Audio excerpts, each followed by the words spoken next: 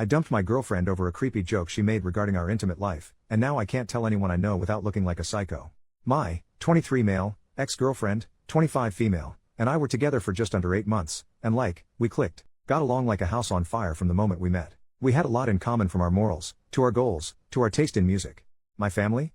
They love her. Probably more than they do me. My mom wanted a daughter so bad she couldn't stand it growing up. She had 4 sons before she just gave up. It was probably 3 months ago now that we had been on the couch while I watched a movie and she scrolled TikTok. Not a TikTok hate post. Scrolling can be fun. I'm just more of a YouTube guy. Speaking of showing me videos, she showed me one of a man holding his son and dancing to a song. She laughed and said something about how good I would look as a dad, which was pretty weird considering, as far as I knew, both of us were child-free by choice.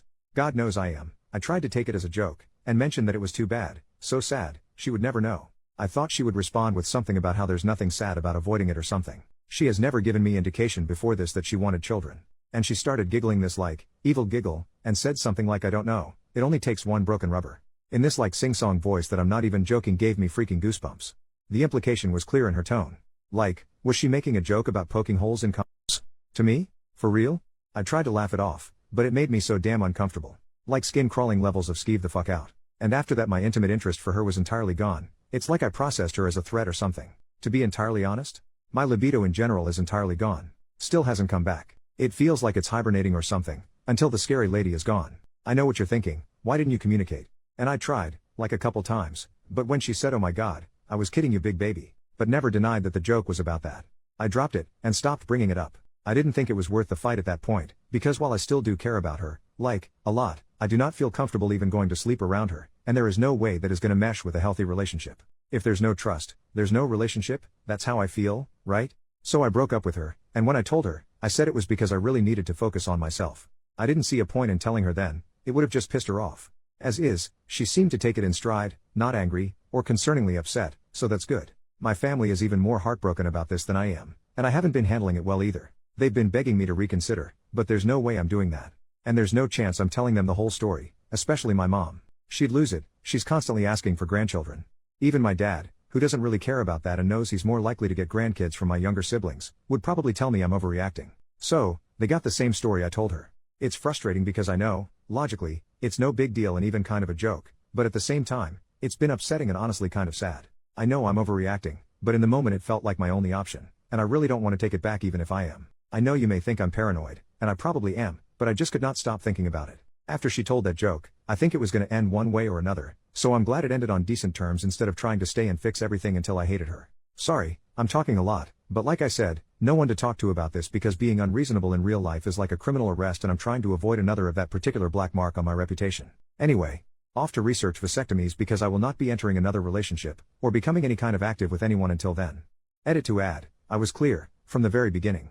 And from what she had told me she was on the same page. I would never have dated her for 8 months if I thought she wanted kids, because I wouldn't want to waste someone's time like that.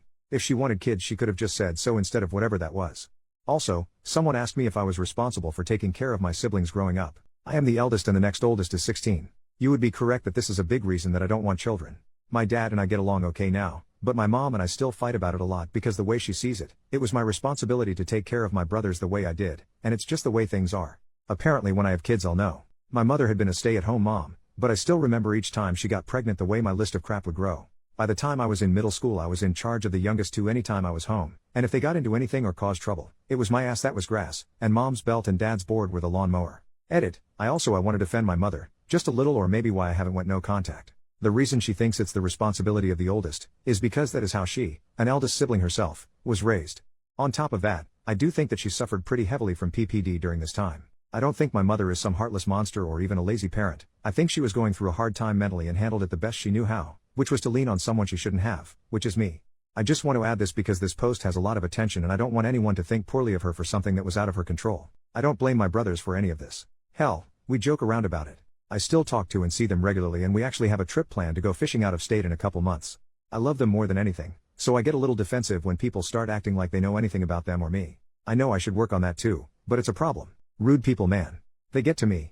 I know I should go to therapy, and I've tried, but there aren't many options without a waitlist near me, so I'm kind of at a standstill. The fact of it is, even if the therapist changed my fears, I know what I want from life and it isn't children. I've done my time changing diapers and such and I really don't want to go back to the most miserable time in my life. Before anyone asks, yes, my ex knew all of this. Update 2 months later. Well, I never ever thought I would update, but I have one lol. Like I thought I had lost the password to this account and everything, but it was saved in the notes on my laptop. This isn't much of an update, but I can say that I did end up telling my friends more about the breakup, after I found out my ex is trying for a baby with her new boyfriend, who also happens to be her ex. Also, I wasn't stalking her to get this information. I live in a small town, and 2 of my friends came to me and told me. They said they didn't want me to find out from someone else, but I didn't really care outside of the relief that now I was sure that she wasn't pregnant during the breakup, something that had been giving me nightmares. They calmed down. Apparently both of them thought I would react badly to the information and spiral or something. Whatever. I know a lot of people said I had taken a joke and overreacted, was a cruel-hearted and evil misogynist trying to control her body and everything else, but this just confirmed to me that she was never joking. I mean, it's been a little over 2 months since the breakup, and she's trying to have a baby. I'm not angry at her anymore, not at all. In fact, I'm happy for her, because if this is what she wants, good for her. I just wish she could have told me sooner, so as to not waste either of our times. I've been working on getting a vasectomy, but as of now it hasn't happened yet. But as I mentioned in the last post, I won't be intimately or romantically active to any degree with anyone but my hand until that's completed. I think I'm lightly traumatized. This is a joke, you can laugh. What else? I'm thinking about getting a new dog? I have nothing else to add here, but thanks anyway. OP on his final thoughts of getting a vasectomy. OP, yeah, I explained it in the last post to a degree, but I didn't really get into my medical anxiety. I have it really bad, and even when I made my last post I knew I was going to have to get one, because I realized trusting someone else with my future, no matter how trustworthy they may seem, isn't enough. I have never, and never intend to make love without a rubber.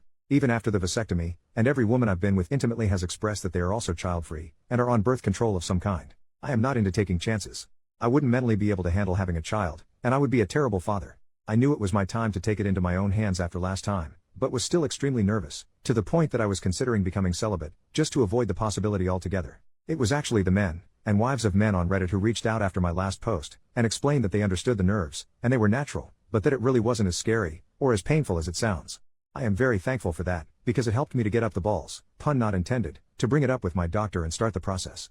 Some even gave me advice on how to deal with the healing process, which I have fully taken under advisement. I'm hoping that afterward I feel the same way they do, confused and frustrated with myself as to why I didn't do it sooner.